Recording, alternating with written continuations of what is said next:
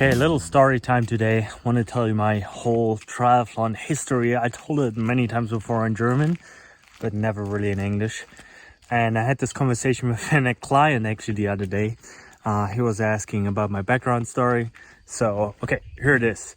So, when I was 12, I moved out from my parents' house and went to a sports academy, which was also a boarding school.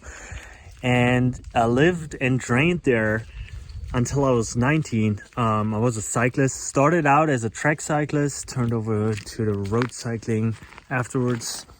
And yeah, that was that. Definitely a longer cycling career. That's where I started.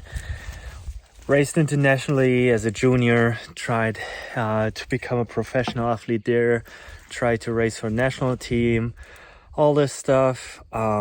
Went through a few teams, then I started college, and then college I kind of realized cycling, there is more to life than cycling. So I got into triathlons, started racing those, couldn't really swim until I was 22. I never crawled. As a cyclist, you just don't swim.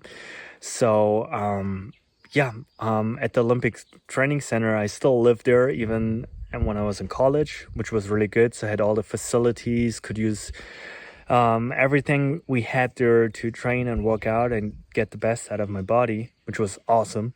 So yeah, got into triathlon, started doing a 70.3, had an awful swim, and then I decided, okay, I really want to become a professional athlete again in triathlon, and did everything I could to learn swimming. Then I came in second in Ironman Mallorca, qualified for Kona, did Kona, turned professional, and I was like, okay, this is fun.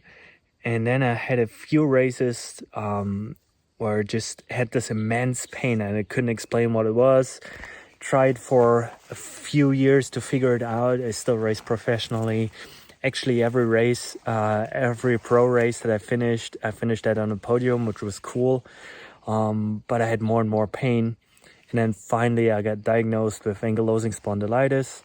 And I was like, this won't hold me back. And I kept on going, which wasn't really smart because my body was not really having it. So yeah, then finally 2021 I retired. And yeah, that's pretty much my triathlon history or story. When I started college, I also started coaching athletes, and I helped a professional women team in 2015, which was super cool.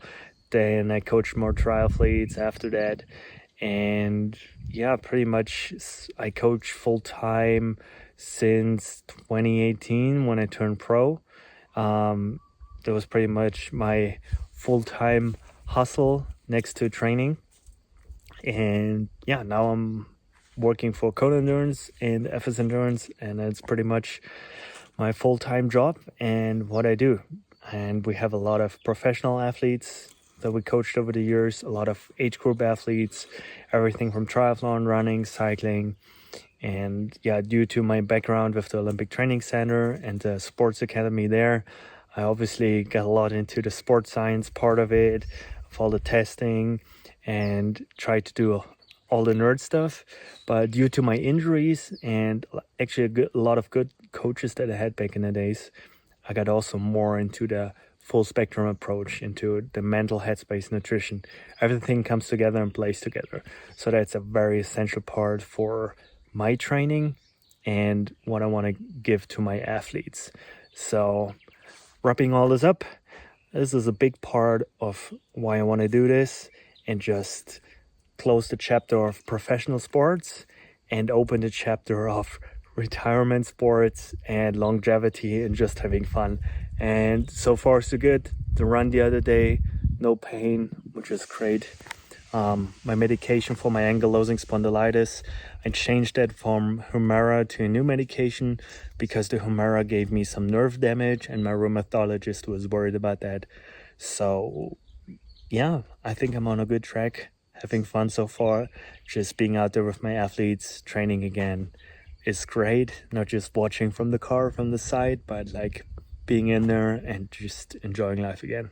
Oh yeah, big part that I forgot about the whole story was That was obviously all in Germany. We raced internationally all over Europe and cycling. And then triathlon became more international, South Africa, America. And during the Ironman here in 17, I got to know Ellie, my now wife. And then in 18, I moved over to the United States and have been living here ever since. And this is our little dog, Bisbee. He's the real hero, by the way. He's a superstar. Bizzo, you a superstar? Wanna go?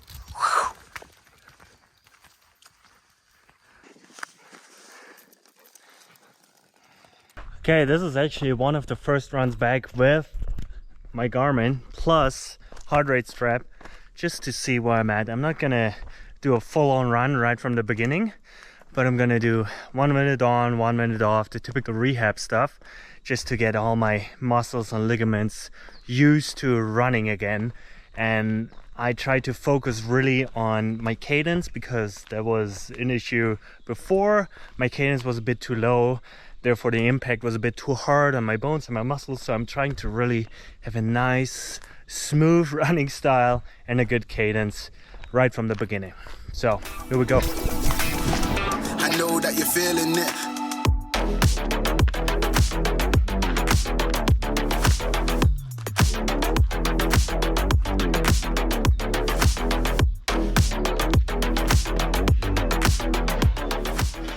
Okay, that was the first run. Not too bad, really easy start. Pretty happy with it actually. I think it was a good start, 20 minutes total. Like I said, really easy. Try to get back into it without overdoing it. That's a big trick here in the beginning. So thanks for watching again, and see you next week.